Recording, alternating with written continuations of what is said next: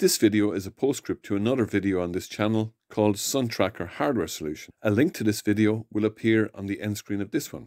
The objective is, when changing the direction of a motor, we have a long time delay. For the SunTracker application, when the motor stops at the west-facing position, the time delay is introduced before the motor changes direction and returns to the east-facing position. I used a long delay circuit that I found on the Electronic Stack Exchange forum to get started. I won't go into too much detail in this video on how the delay circuit works.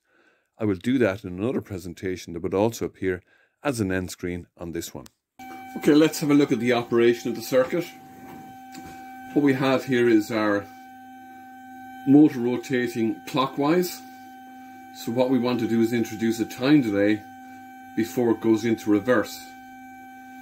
So we have reed switch here and reed switch here, and this is a magnet.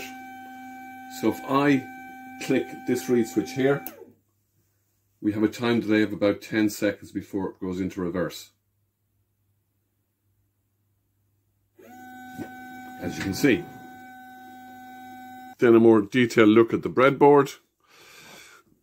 Usual jumble of wires. The circuit diagram will explain a lot better. We have a 5-volt source running the motor and the contacts, and we've a 9-volt source here for switching the coils on the relays. Relay 1, relay 2. Reed switches are located as before for switching. We'll show that later. Capacitor, that's our capacitor. There's our timer and various connections all around the place, but I would show them on the circuit diagram, we'll see it much better. I've drawn the circuit diagram by hand for this video, as it just looked too messy and confusing using fritzing. On the left here is the resistor capacitor delay circuit with the addition of a transistor, which is the key to the long delay. As noted earlier, I will do a video with a more detailed description, explanation of the workings later. In the initial configuration of the circuit, timer pin 2 reads high from the 5-volt source through the collector of the transistor. So the output from pin 3 is low, in other words 0 volts. Both relays are configured common, normally closed. This relay controls direction of rotation of the motor, so clockwise at the moment.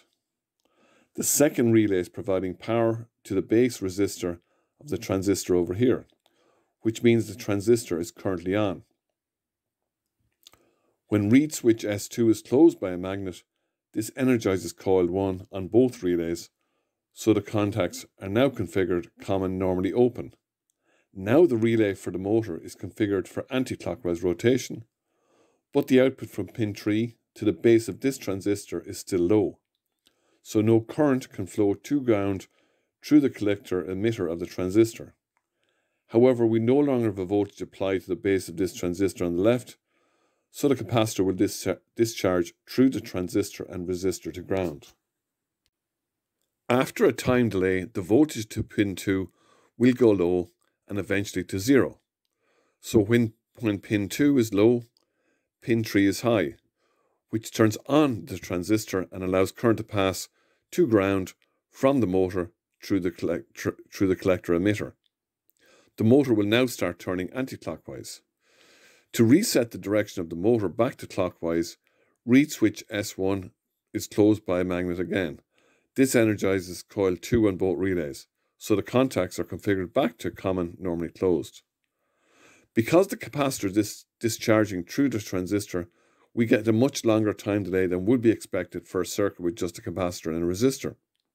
For example, the time constant for resistor of 1 kilo ohm and capacitor of 100 microfarads is resistance multiplied by capacitance, which is 0.1 seconds. Whereas with the transistor we get 10 seconds, so a factor of 100 increase. With the 5K resistor we're getting a factor of around 180.